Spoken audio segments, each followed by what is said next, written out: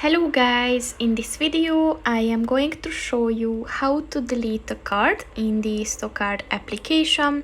But first I just want to mention, don't forget to subscribe to my channel, because at 100,000 subscribers I am going to show you my whole YouTube revenue statistics and growth strategy, as well as how to make money online. Let's jump into it. First of all, open the application on your phone.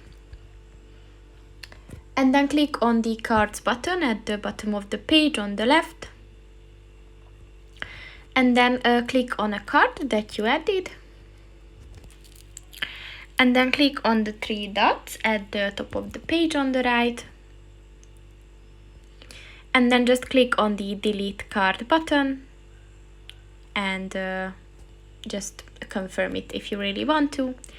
And that's pretty much it for this video, guys. See you in the next one. Goodbye.